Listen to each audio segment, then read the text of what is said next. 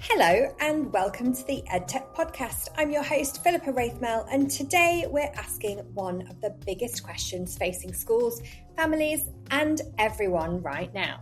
How do we protect children in a world where digital distractions, AI tools, and online relationships are changing faster than most of us can keep up?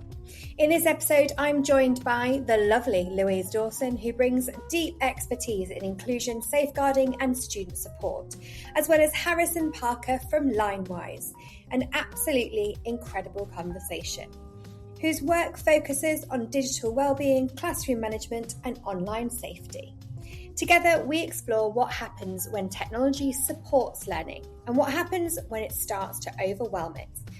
From children confiding in AI chatbots to cyberbullying, deepfakes, screen time battles at home, and the pressure teachers face in keeping students focused, this conversation goes right to the heart of what digital safety means today.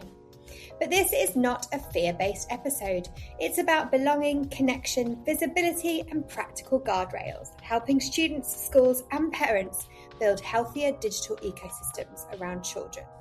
As Louise reminds us, belonging and connection is the basis for everything, while Harrison highlights the need to protect children online as technology continues to evolve.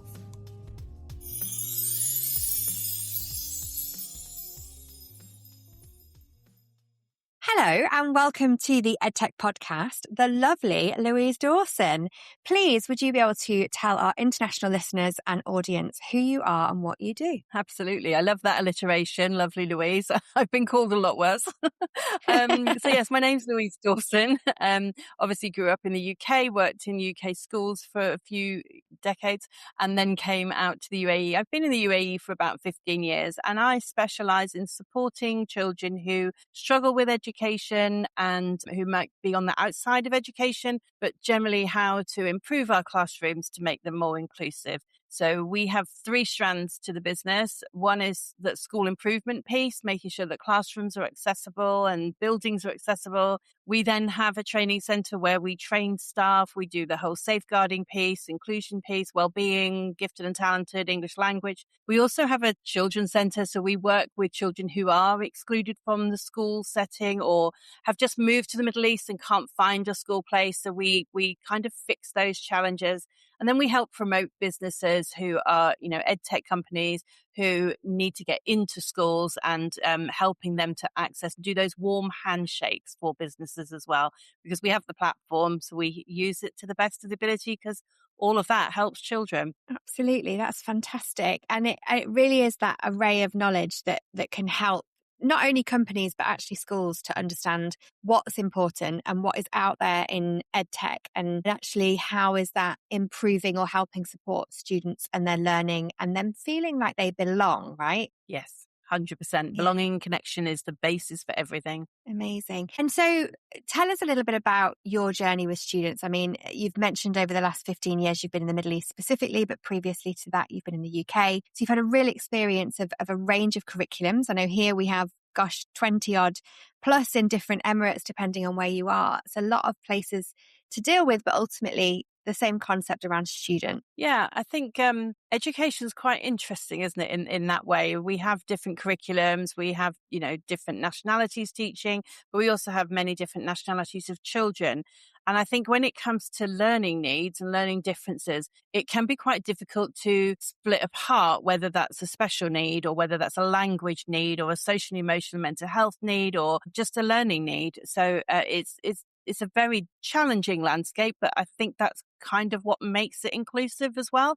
So I quite like that because it's less about label and less about, those medical terms are more about, okay, we have a child, they have individual needs and they need personalised provision and how's the best way to meet those needs. And so some of that is through, good teaching, strong pastoral, strong technology, different education pathways. It can be very varied. One of the things since I've been out of schools now of an employment position for over 5 years now. And one of the things I've really enjoyed is going into CBSE schools, going into, those different curriculums because people are doing it differently. And I think that's lovely, isn't it? And I love the diversity of that, because ultimately the goal is to help everybody, right? And so with that, I think one of the really interesting things that I want to talk about today is the idea of product to practice. So EdTech companies and EdTech tools that are really helping to support the development for our young people at various ages and stages, not one size fits all. I'd love to hear from your perspective, what's working? What are you seeing coming out? And are there any themes kind of transcending through different products? Because EdTech has been growing rapidly, especially in the last, 4 or 5 years, with AI, as we'll classically throw it out there. But also before that, there was so much happening, especially in this space. So what are you seeing? I feel like, the term EdTech can be a little bit misinterpreted. So technology and using technology to assist children, there's different levels for that. So you've got your basic technologies. I mean, eyeglasses are technology, calculators are technology. You've got that real free technology, magnifying glasses, all of those products are as equally as important as those really expensive big pieces of software. Even things like your registration software, your SIMs and your eSAMs and all of those softwares, they're vital in making sure that we know when children are attending school, when children's levels and grades are going up and down. You've got your assessment technology like your GL assessments, and not brand dropping, I'm not sponsored by any of them, but you've got all of those like NGRTs, the reading comprehension softwares, all of that is also EdTech. And then you've got your specific products that are trying to support children with specific gaps in learning, such as your reading comprehension programs, your spelling programs, your apps, and all of the other technology. I think for me, when I see the most impact, it's the technology that helps with the board exams at the age of 16 or the age of 18. So you've got your intervention softwares, your intervention glasses are probably the most impactful if you have a vision impairment. Cochlear implants are equally vital. So I think it's a very broad spectrum of what does actually help children, but having access to all of those so that we can personalize it for children is probably the key thing. Access, you asked me about what was I seeing the most impact for, would be removing at exam level. So in the UK system, and there are other accommodations for exams. So where you have a child who needs to have a reader or a scribe, when we're testing a child's knowledge of volcanoes and scientific phenomena, the reading element shouldn't be a barrier to being able to express yourself. So the softwares which replace the human reader or replace the human scribe, those are the softwares which are really enabling us to allow children to demonstrate just how brilliant they are by removing those barriers of reading and writing, because they shouldn't be barriers. One of the examples I always use is Stephen Hawking, who couldn't speak, couldn't dress himself, couldn't feed himself, and I know that he's passed and love to his family. But without the technology, we wouldn't have had insight into what an incredible brain he had.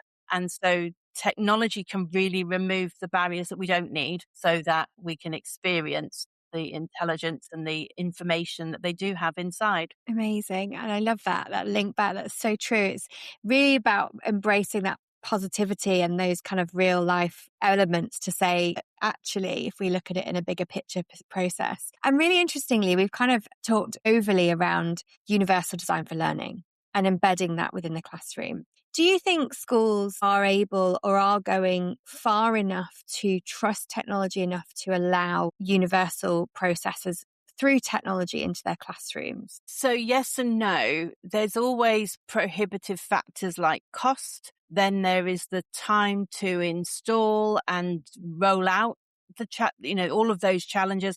And then you've got timetable challenge. So in the UAE, where we are additionally teaching subjects like Arabic and Islamic and moral social ed, and our timetables are really jam-packed. So finding time to implement the technology is probably the biggest challenge above and beyond the costing. Are schools embracing it? Yes, they are. Are they always doing that coherently? Possibly not, and with strategy. But I know that some of the work that you do is around embedding that strategy. And I think that's the piece that is really important that you're doing is making sure that they're looking overall. I go into some schools and I see 20 different platforms all on a landing page, and even as a member of staff walking into a school, it's like, how do I pick apart?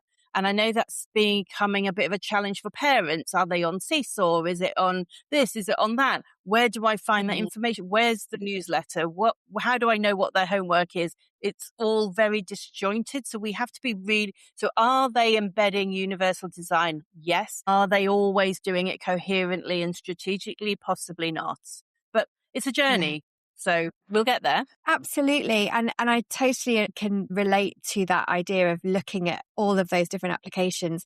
I think what's really clever recently is having them all in one place. But I still feel like there's an awful lot for people to be able to digest. And it is that ability to strategize around, well, actually, what's relevant, what's needed? Is this cognitively helping? Is this pedagogical approach actually relevant to that age, stage, need, and everything else? And in terms of teachers, how best prepared do you see them? Do you feel like they're embracing EdTech for certain learners? Or is there that jumble of, you know what, I actually have 30 plus students in my classroom and keeping them all on task is tricky enough as it is. So I have to do this, and that is everything I have capacity for. Like, where do you see teachers being? So I think that teachers are doing a fantastic job. I think they always have done a fantastic job. And I think that if they are overwhelmed with the software, they can almost guarantee that the children or the EdTech, then if the adults are overwhelmed, then guarantee the children are definitely overwhelmed. So I think that we might not be giving them enough license to understand their own needs and understand their children's needs. You know, from a leadership perspective, making sure that teachers are confident in what they're doing and why they're doing it and what the expected outcomes are, and allowing the teachers that voice to say, well, actually, that wouldn't work in my classroom because, and having that dialogue. I think that might be the little piece that's missing at the moment, is the dialogue for teachers to feel confident to say, actually, that wouldn't work for us in our subject because of X, Y, Z. And being heard, I think that's a piece. And I think that's a natural journey that schools are going through. I don't think there's any criticism there for being on that journey. But I think that it's a difficult, challenging landscape. But if it's overwhelming for teachers, it's overwhelming for children, let alone the parents who sit behind it all and haven't had those conversations and aren't in those classrooms to know. I think, that it's a huge thing. Throw in a bit of neurodiversity, a bit of executive function challenge, and you then have a storm, which is then difficult to negate. So again, it comes back to that strategy, doesn't it? Teachers are doing a phenomenal job, especially over the last few months, where we've seen online, offline, face-to-face, switching between all of that. I think, we all deserve a big, long holiday. Yeah, well, absolutely. Next week, hopefully. It depends on when you're listening to this. Just coming up to Eid. Absolutely. Yeah, we'll timestamp that for everybody. I think that's exactly right. And I think this is the thing where we have to do little and often, isn't it? Of, what's relevant to me, what's relevant to my classroom, what's relevant to my school, at each layer, what is beneficial and how can we implement that effectively? And then I guess that comes to one of the things that you noted at the beginning was that you work with companies and help support them. But you don't surely work with everybody. So how do you kind of, I guess, select, or without giving away trade secrets, but what is it that you find that you go, that's a really amazing tool, or I really can get behind that company? What are the sorts of things that you look out for? So one of the biggest things we're looking at the moment is data protection and safeguarding behind software. So one of the very first conversations, so if we're representing a piece of software or representing a product, that it can be online or offline, it's what data are you taking about individual children? What are you doing with that data? Where are you storing that data? And who has access to that data? I think there's a huge piece there. I talk to a lot of teachers who are uploading educational psychology assessments into different language modifiers and terminology. I was going to say chat, but there are other models available. There are others. So people are uploading documents into chat, large language models. Not knowing who's got access to that data and where will that get churned out later on down the road. I think safeguarding for me is a huge challenge. And so when we're working with people, those are the questions that we're asking to make sure that we are keeping our children safe. Because for me, that's priority number one. And you'd be surprised at just how horrific some platforms are. I'm not sure I would, but I'm sure other people would. Especially if they've got built-in chatbots, right? Because what are they telling our children? We did discuss one piece of software. I won't tell you which country or where it was from or anything, but I was doing a demonstration online. I had access to the software and I was typing sentences in, and I was horrified by the responses that would be given to a child from a safeguarding perspective. And so obviously we don't represent them, but I think that's one of the pieces that people are missing when they're working with language modifiers and making sure that we're keeping our children safe, because it really worries me. Yeah, absolutely. And I think that's really interesting, because part of the next discussion that we're about to hear on the podcast is actually around being able to observe that and around being able to support and model, appropriate actions, behaviors, and actually building that into the rhetoric of our teachers as well, because it's great to have great pieces of EdTech, and with the best of intentions, things can still go wrong. However, we need to have the safeguards in place, don't we? I wonder if you could just finish up by just sort of telling us, without scaring people, just a little bit maybe about some of the insights that you've seen working with young people, working with families and parents around the effects when technology isn't necessarily being as supportive, or potentially some of the risks that you see that others may not be aware of. I'm not sure you can do that without frightening people. Children feeling like I'm watching adults have relationships with online chatbots as well. So I think children, where they are missing connection and belonging in real life, which is why when at the beginning of this we said that connection and belonging and feeling part of a community is so important, because if we don't give that security emotionally to children, they will seek it from other places. So historically, those other places would have been boyfriends and girlfriends that were too old for them, or hanging out in malls, or going into villa parties because that's where they belonged. Now we're seeing them belonging online. And again, that's a piece, because it's invisible. We can't see it. We don't know what they're being told. We don't know if these are just computers. And I think if a child is talking into a machine saying, I feel really sad and lonely, people are picking up on that and then able to access our children who are already feeling lonely. And so they are befriending them, and that makes them really, really vulnerable. And so it used to be in WhatsApp, you didn't put in your age, sex, location, whereas now children are sharing much deeper information, and it just, the vulnerability around that is huge, which is concerning. However, community, belonging and connection can prevent all of that. But it's important that we know, right? We don't know what children are doing in their bedrooms anymore. And when I was bringing up my children, so my children are in their late 20s now, and I think they were the generation who first started to have computers in their bedroom and have mobile phones which had these facilities on them. So I think we were like the first generation, but it wasn't advanced as it is now. And I think if I was bringing up my children now, I would be removing their phones at night. I would be taking their computers out of their bedrooms, because it's not visible and it needs to be visible. And that's a joint, I think school's job is possibly to educate children and parents, but I think the parents have to be responsible about moderating it and making sure that it's, because I feel like in schools we have these umbrella systems to understand what's going on our networks. We understand, we've got softwares which catch out swear words. We've got, systems which pick up what URLs are accessible and is YouTube accessible.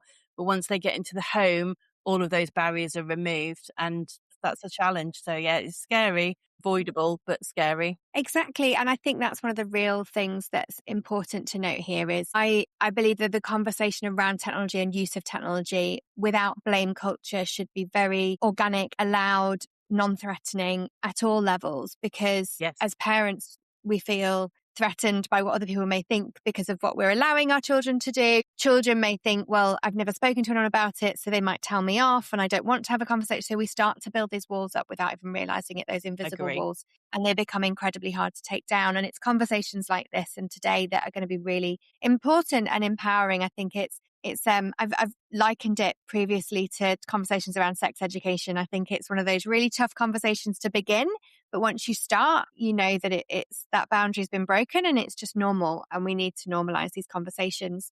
I agree. And another interesting note, and I'll actually link back to this in the show notes, because we're very lucky in this country here that the UAE actually brought out a law in January, which I'm sure you're aware of, but is actually holding everybody accountable, including parents, for that visibility around their children and what they're using technology for. And so if those of you that are listening haven't seen that or want to have a look, check it out in the show notes, because we will link to it.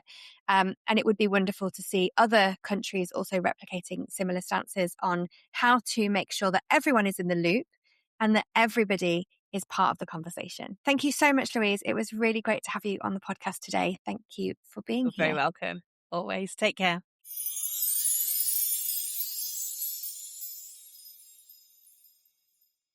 Hello and welcome. I have Harrison Parker with me all the way over from the US. Please, Harrison, would you be able to introduce yourself to our international listeners and audience and tell them a little bit about who you are and what you do? Sure. And thanks so much for having me on.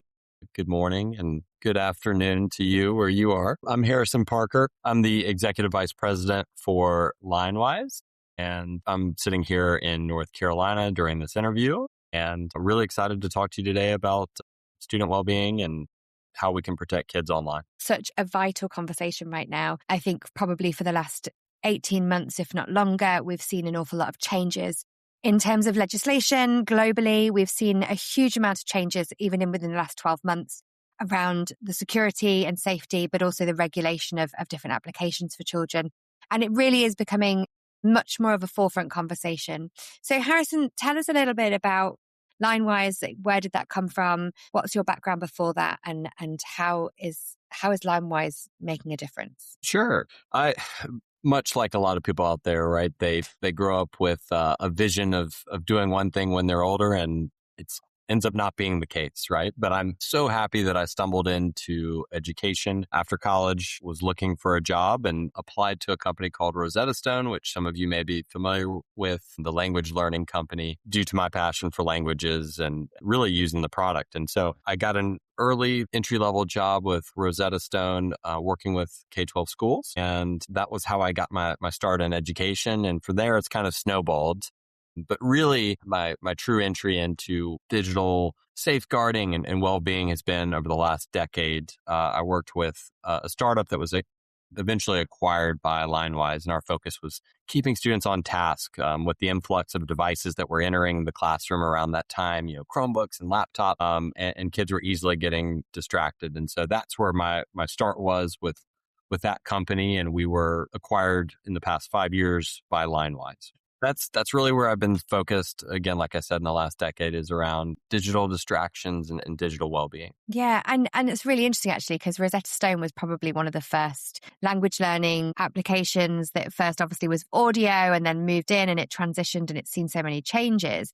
You've probably been at the forefront of an awful lot of technological change within education for quite some time. So did this feel like quite a natural progression to move into where you are now? Sure. And it's funny. It seems like a very short time from going to the CD-ROMs that you had with Rosetta Stone and being inundated by those infomercials, right? Progressing to what I'm sure we'll get into today is students chatting with AI chatbots in just really not a long time span. So there's been a quick evolution from using computers to learn a language all the way to students learning how to code with chatbots or, digital devices. Absolutely. And I think it is really that, isn't it, that has become the requirement and need. We've kind of gone from it being something interesting, something fun, something we have occasionally. We have a mobile phone, but we don't take it everywhere with us, to having this now, device that's always in our pocket. It's always there. It's always on. And actually the age in which we receive a device is becoming so much younger. I know in the UK, predominantly the age is between 5 and 6 years old to get their first personal device, that's tablet or mobile phone. In the Middle East, where I live in the UAE, it's actually ages 2 and 3 is where children are being given their first devices. And in the US, I know it's really similar to the UK. when we're starting so young with technology and we're starting almost purposeless. I know as a parent, I've many times used it as a pacifier and said, please play the Peppa Pig game just one more time. But actually, when we come into education, we're trying very hard to make it purposeful, and that transition can be really hard. You mentioned distraction. What's your perception on distraction, and how have you been able to be kind of part of supporting that narrative? Well, it's funny you mentioned Peppa Pig because we were chatting before we kicked this off, but I have a 2-year-old and a newborn, and my 2-year-old is obsessed with Peppa the Pig and really the TV and our phones. And we do our best job we can to manage that screen time. And, in the end, it's tough sometimes, right? You need that modern day pacifier if there's just too much going on. But it is really about cutting down that time, because you can see just how quickly that dependency starts, even at such an early age, on screen time and a desire to really be using it at all times of the day. So I definitely am seeing that trend here, even from my own personal lens. And those distractions, I think, only continue as they start to enter into school age, and 5, 6, 7 years old, they're using an iPad to math program or a reading program, and then that continues all the way through high school and secondary. So the distractions, I think, in the classroom, when we talk to teachers, the initial start to the class is always where it's okay. And then as students, at no matter what age, they start to lose focus, then snowballing into all ends of the internet. And so that's the biggest challenge that we've seen. Tell us a little bit about Linewise then, in terms of, and it will come on to mental health of students. And Sure. Maybe I'll start with a background of how this company was founded, because that is important. We were founded a little over 10 years ago now by parents who were similar to me, with the kids a little bit older that were just starting to get devices and tablets in their hands. And they were very concerned about the things that their kids were doing online, plus just the total distractions and time that they were spending using these devices. So they put their heads together and they thought there was a better way to empower parents and themselves to manage that screen time. So they founded the company, which has changed names over the years, but is now known as Qoria. And that is the global brand that Linewise operates under. And Linewise here, as I talk today, is the US brand that sits underneath the family of Qoria brands. So they started this program initially geared at parents, was their sole focus, an app that would allow parents to manage screen time and curb certain behaviors. And now that has grown and expanded to really be, from school to home and everywhere in between.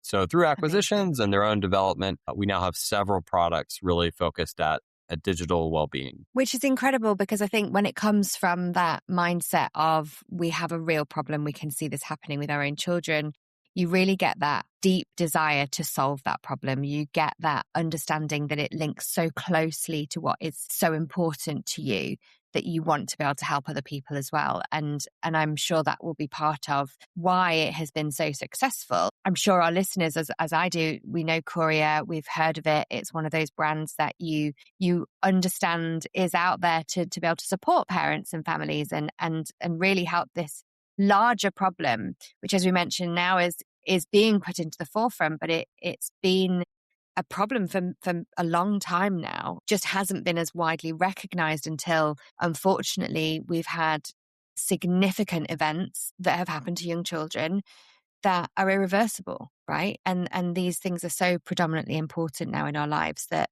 we need to almost take more note and listen to the conversations that are happening around these things, because there are things in place. I don't know about you, but I often get this rhetoric from parents that EdTech companies are just out to make children want to take things more. But actually, there's an awful lot of things, such as yourselves, where we're trying to help moderate. We're trying to help reduce that. Sure. And that's, I think, our aim. We know technology is here to stay, and there's a ton of good, right? We're focusing on some of the fallout from overuse of technology, but there's a lot of good that comes with technology. So we're really trying to empower all the custodians of a kid's interaction with the device, whether it's during the school day that a teacher's overseeing their activity, or at home with a parent. We feel there's a balance.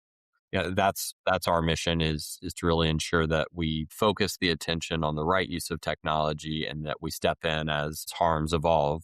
You mentioned at the beginning of this that things are changing really quickly. Well, it's day to day, especially in the US with 50 states. There's a different state every day that seems to be trying to address the use of AI in particular right now. And so we're seeing bills being proposed left and right. The White House just introduced their framework for AI use. And I was pleased to see that the first point was around ensuring that we put guardrails in place for children and empower people to do something about it.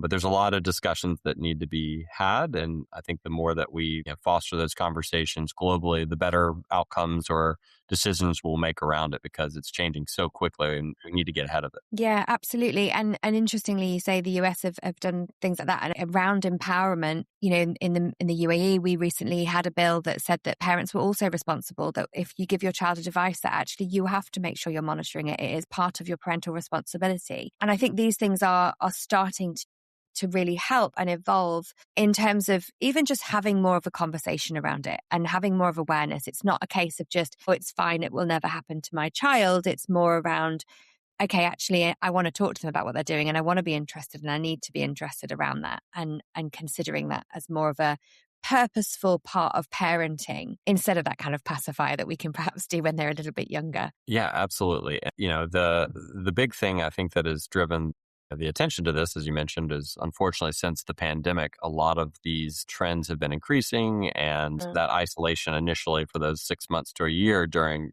COVID exacerbated a lot of the problems we were seeing. Interestingly, as we come on to talking a little bit more around mental health and things, I think we recently had a lady called Laura Knight on talking around safeguarding within education, and a lot of that was around artificial intelligence and synthetic humans and relationships that are being built with them.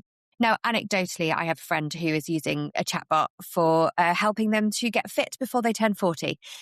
And they're doing an incredible job. I have another friend who talks to it as if it's a Dear Diary. We're seeing a lot of this happening with children. We're seeing people in certain areas of the world marrying chatbots.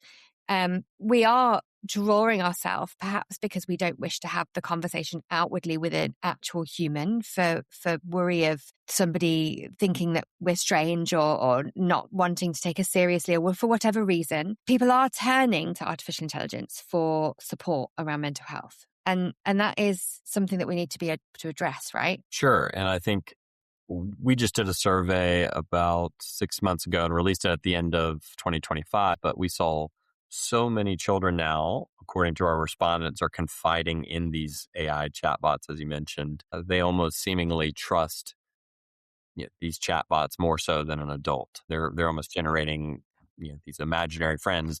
They're AI imaginary friends that they're creating. So it's certainly a trend that we, again, need to get ahead of. How do we get ahead of that? What do we do? Well, I think it first starts with awareness that it's actually happening. I think a lot of parents and teachers were surprised when they looked in the data and saw just the interaction the kids were having with these chatbots. So as part of our tool, we can, of course, lock students into only the websites you want to see or keep them off it. But probably most importantly, we can flag what sites students are visiting and how much time they're spending on it for schools to see, from return on investment to a lot of these EdTech apps, all the way to general usage and making sure that there's awareness. And that's what has really been triggering for a lot of these administrators, to seeing just how much the use has grown in the last 18 months with these chatbots. And, so first starting with the awareness, and then, I think training for these children on best practices on how to use it, and, the pitfalls or dangers that come with overuse or just things that you're doing with these chatbots. Yeah, and absolutely. And I always find it fascinating because we talk so much around educating the children, but actually a lot of these things are still happening and are happening because they are the first events of their kind are happening with adults and grown-ups. And so, you worry, don't you, that actually if we're falling for things, then how much easier is it for a child to fall for them as well? You speak about the survey that you did. Would you tell us a little bit more about some of the interesting findings that you had? Sure. It was overwhelmingly, I think it was over 90% of the respondents said that digital well-being is a concern for them. 3% said that it was a major concern for them. that's something that if you polled them 5-10 years ago, it's probably not top of mind. It's more so, how do I afford getting these devices in the hands of these kids? Is more of a budgetary problem. And now that, again, from some of the resources during the pandemic and push for remote learning, these devices are ever present. EdTech is everywhere. And so there's access to some of these tools, and the amount of time that kids are spending and is only increasing. Things like cyberbullying, deep fakes with AI. Those are some of the growing concerns that we saw from the survey. Yeah. Absolutely. And you're so right, because it was more of an equity. How do we get this into the hands of people? And now it's in the hands, and perhaps certain layers of things were not considered before, because in hindsight, is a wonderful thing. But actually, were we even aware that these things might have been possible? And that digital wellbeing may well have been a concern at all. It's a new thing altogether, isn't it? Tell us a little bit more about it as a total kind of application for people to be able to use, to be able to support people. Sure. There's a number of different products or features that we offer. And again, it ranges from school to home in terms of the end user that's using that product. But our core offering to education really started out as a content filter. So early on in the early 2000s, when the internet was first hitting schools, it was really about keeping kids off of harmful or inappropriate content. So that's our core, is making sure that kids are off those certain sites that are, very apparent to everyone that it's not appropriate to be on at school. And then that evolved from there to a classroom management tool where teachers can focus attention just on the sites that they want. So I alluded to this earlier, but literally as a teacher, you could say, hey, you're only allowed to go to these 5 websites for the next 50 minutes during my class. So you can ensure that they're not getting distracted. And then more recently, with the rise in some of the cyberbullying, self-harm, violence that we've seen come out of the overuse of technology, we've entered a student safety tool. We call that Linewise Monitor, where we are monitoring the events that happen on that device, and then push those to a team of moderators to sift through those alerts, and they actually weed out any false positives and push the ones that schools need to respond to directly to those administrators, guidance counselors, student safety officers, whoever needs to be involved. And we're talking things self-harm potentially for kids with suicidal ideation or severe threats of cyberbullying. And so that's personally and across the team probably the product we're most proud of for having a meaningful impact on life. We love everything else we're doing around digital safety, but that's the one that everyone rallies behind. And it's so nice to hear from our partner schools and districts that use us when they call, just or shoot us an email and say, hey, just wanted to let you know, your product helped save a life today, or really helped us with an important student-to-student conflict. That's incredible. Those are kind of our core offerings for K-12, and then expand the home. So we offer parents, just like I talked about at the beginning, on how it was started. That's very much still a product of ours today. And one of our main drivers is empowering parents and making sure that they know exactly what's going on just as much as the teachers with that use. You can turn the internet off for bedtime or times. Kids actually have a conversation with you instead of staring. You can set routines so that, yes, they're going to be on social media, right? It's an important part of day-to-day life, but it's, again, a balance. You could a 30-minute a day time limit, a regulation. Right? So yeah, exactly. And all these products talk together. Our technology can go on the school devices as well as those personal tablets or cell phones, and all data and control is shared between them. That's really what's unique about our offering, is that we're trying to bring together, again, like I said, all the custodians or people that are important to children's digital wing in one place so that they can collaborate and see the trends going on and get ahead of those dangerous situations that are left and right now with AI. And it's, growing up, we had to deal with name calling, right? Whole new level. And it's that kind of hurtful and harmful things kids can do today with AI or just technology in general. Yeah, and I think that's the thing, isn't it? Because it's been developing so much. I mean, I was reading an article even this morning around the relationships that children now have. So as children move into a relationship, age it's not like it was, even 10, 15 years ago. Those are much more online. There is no break free. There is more almost tracking and monitoring of other people on the relationship, but also the person you're in a relationship with as a teen is almost tracking you and seeing where you are and has that ability. And then it goes into, and it's always been a thing with cyberbullying and online bullying, over the previous 10 years, perhaps, where we would see that, things didn't stay in school. They didn't stay on the playground because you came home and you were still gaining that kind of access to people through the evening and the night. And obviously we've seen that being extrapolated now. And as you say, with artificial intelligence coming in, people can be more sophisticated. People can never have met you and live in a different place in the world and still connect with you somehow and do these awful things. And it's these elements and areas that are developing that we need to be much more mindful of.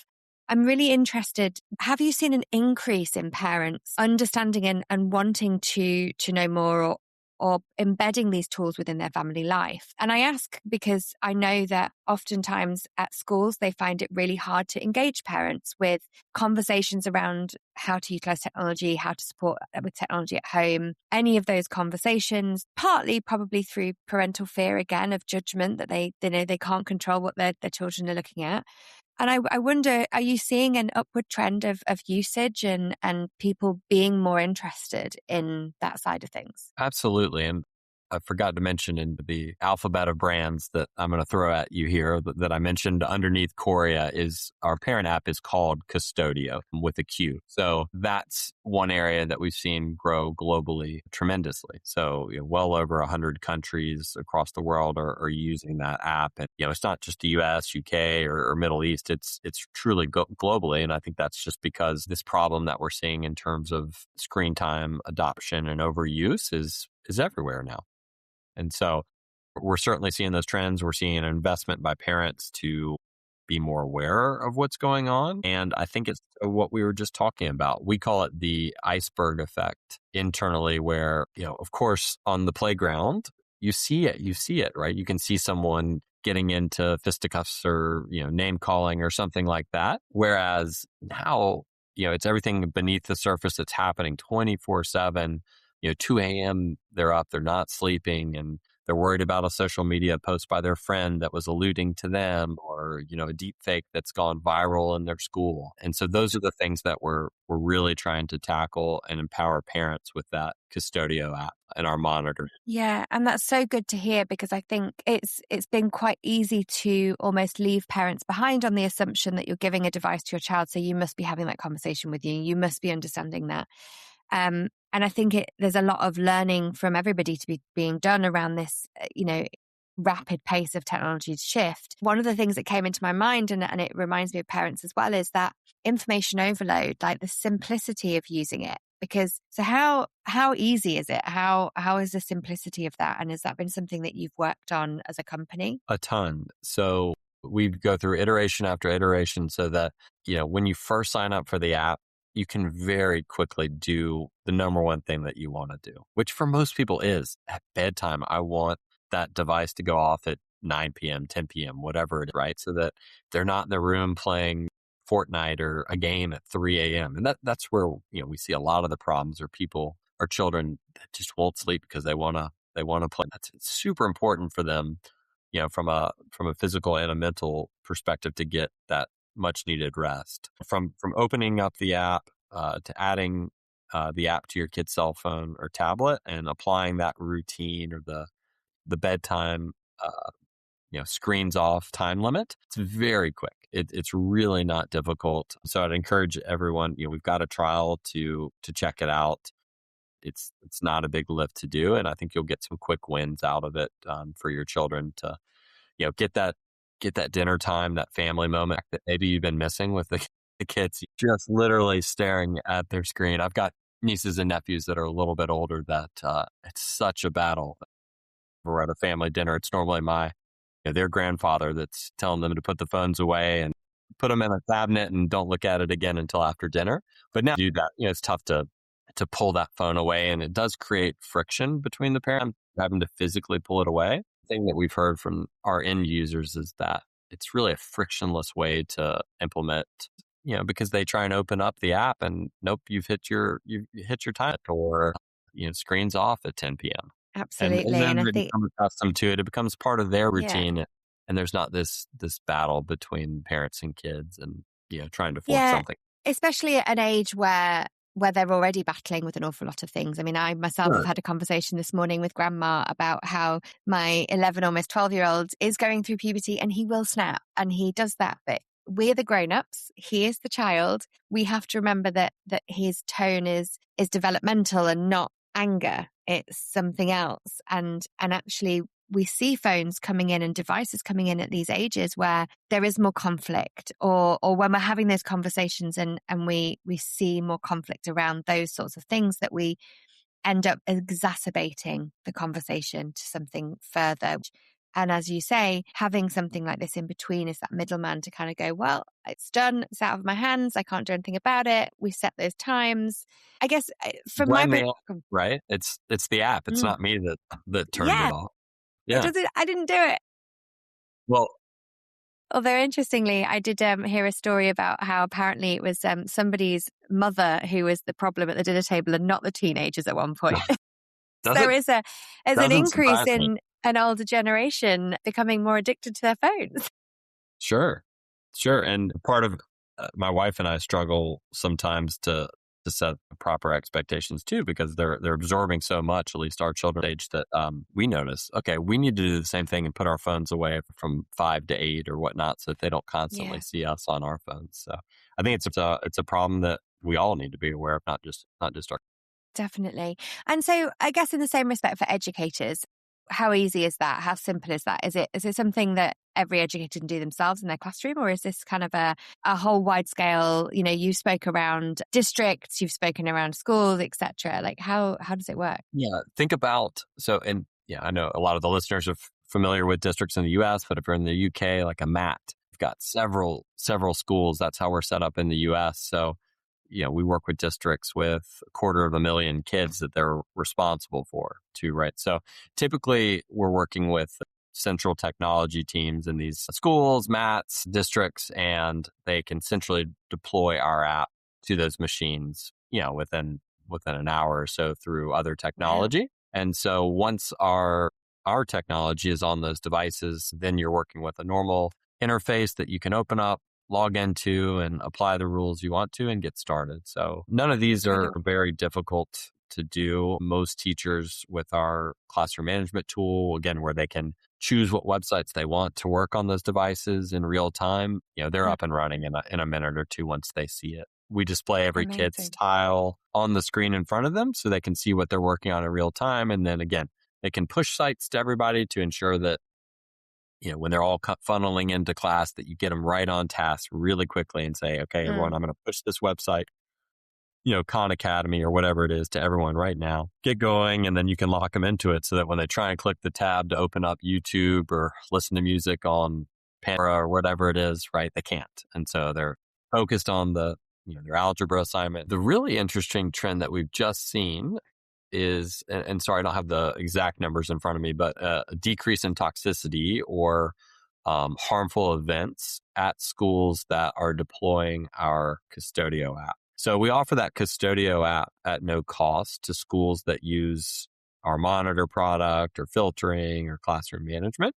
And the interesting thing is, for the districts that have both our monitor program, that's looking for self-harm or cyberbullying, and our Custodio parent app, we see a decrease in those harmful events. So less cyberbullying, less thoughts of self-harm or harm to others. And, it's probably a natural correlation, but we weren't thinking of it until we looked at the data. And that's because parents are more invested in their kids' use of that technology, and they're more aware there's management or oversight of what they're doing. And so, naturally they're changing their behavior. And so that's a really neat, positive thing that we're excited about, particularly obviously on the self-harm front, cyberbullying. To see a decrease there, anything we can do or be a part of is amazing.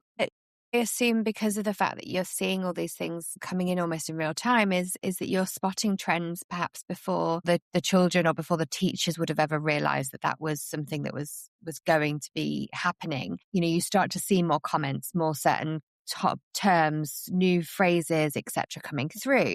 I assume it's being able to pick up on these very, very, very quickly. Yeah, there's trends, right? Particularly sites or chatbots that are emerging. I remember 18 months ago, character AI was one of those tools where kids were using to create potentially harmful or malicious content, and we really saw that across the entire U.S. increase very quickly, that use of that one particular tool or other websites that trend.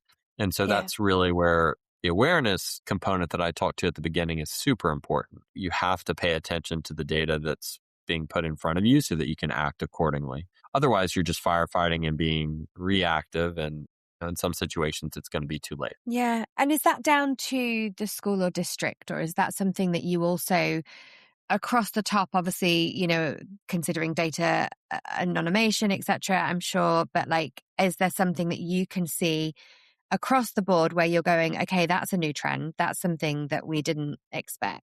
In terms of getting ahead of those trends, or, we're using AI internally too to make sure that we can push those alerts much more readily to end users so that they're not having to comb through tons and tons of metadata to find it. We can actually push those sites or trends for them really quickly so that they can intervene.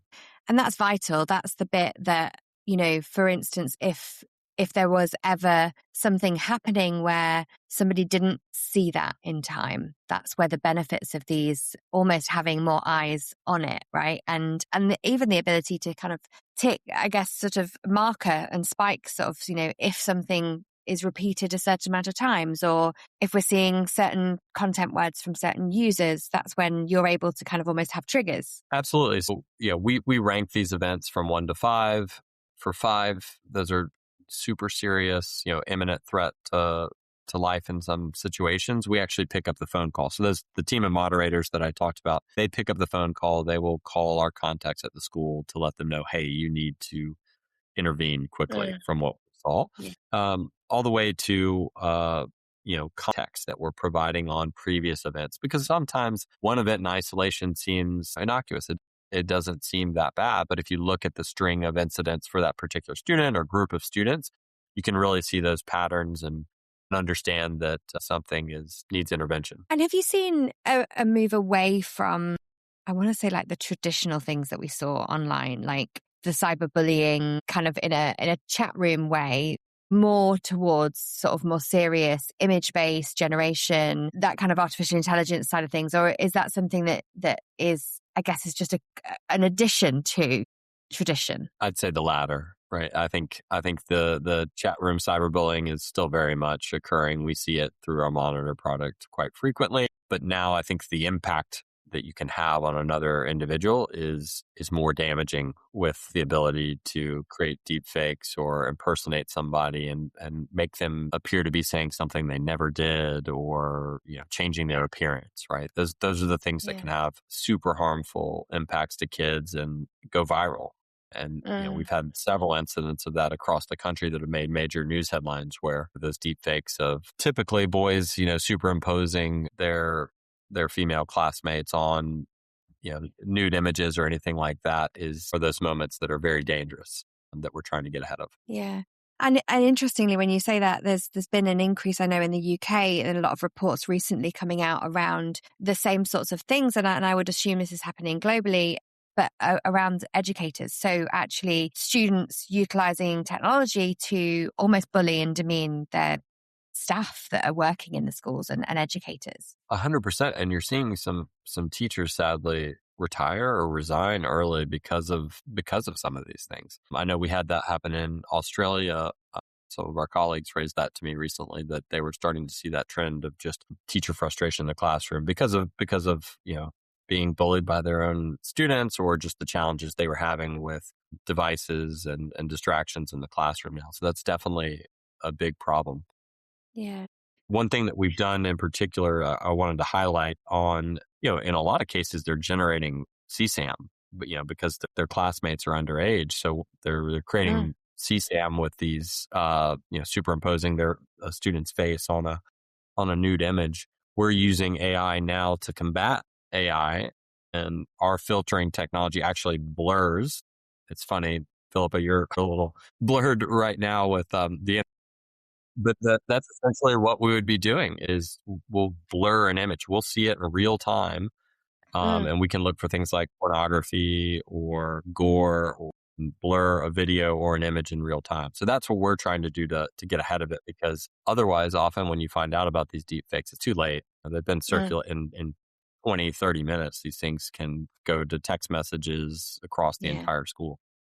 And the damage is done. And I think that's so interesting. When you said AI against AI, I almost saw this kind of Star Wars battle of like the dark side versus the good, and who's going to win. Hopefully the good side. But it's really interesting, isn't it? I think this is the technology that we're going to have to utilize to be able to manage these concerns and these kind of much more aggressive ways of kind of attacking people to some extent, really. And I think the sad thing is that people can't tell the difference always. So, they will believe it, they will see something, they will make their opinions. And we are rife now within all of our news facilities of just, trying to battle through what is true and what is not and what has been distorted. And it is a real lesson. I think there's a big part of this that actually comes back to everybody having more understanding around digital fluency, digital literacy, understanding artificial intelligence, because otherwise we're going to constantly get caught out by these things, and it's systems like yours that are going to be able to support that, because actually this was found and this is an example of, and this is how we can stop that. So you're almost doing two sides of things. You're kind of using it as an educational tool as well as actually just a respondent tool. We're trying to prevent things, obviously, from happening as we see them. But I think the other important thing is just exposing these risks to people to make sure that they're fully aware. Harrison, tell us a little bit about the future for you guys. What does that look like? We've talked about the new trends, the combat, the things that you're trying to combat. But what is on the horizon? What are the kind of aims and missions for your company?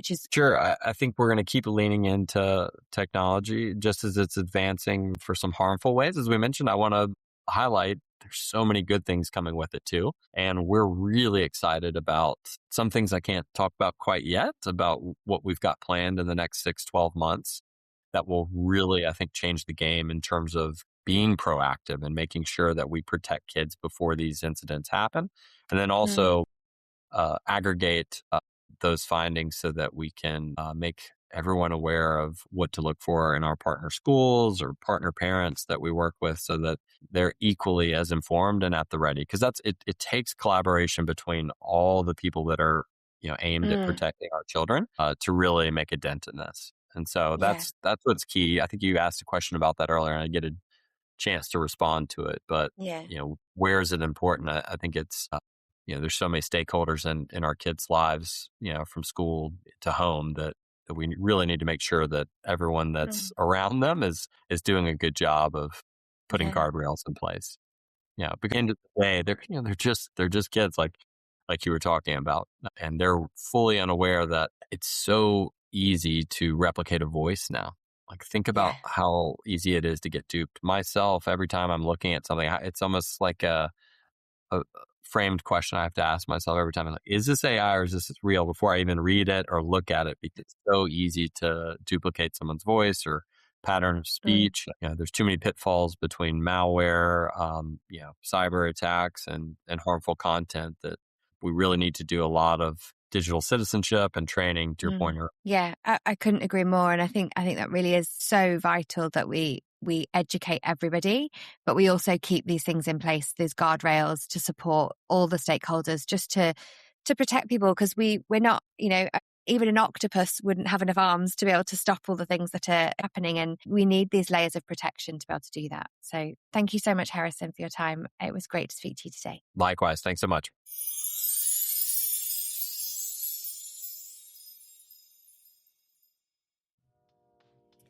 What really stood out in this episode is that digital safety is no longer just about blocking websites or limiting screen time.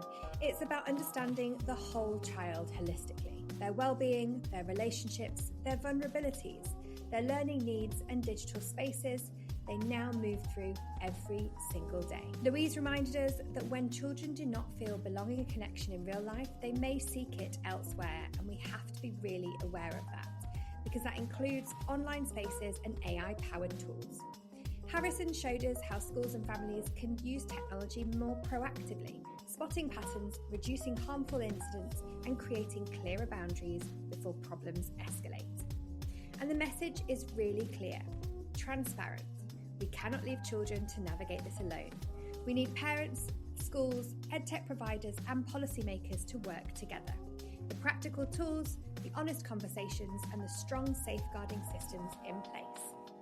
Thank you so much for listening to the EdTech Podcast. Please follow or subscribe wherever you get your podcasts. It really does help us to reach more educators, parents, and decision makers around the world. And perhaps most importantly, after this episode, start one conversation with a child, a parent, a teacher, or a school leader about what healthy, safe, and purposeful technology really looks like. I've been Philippa Wraithmell, and this is the EdTech Podcast.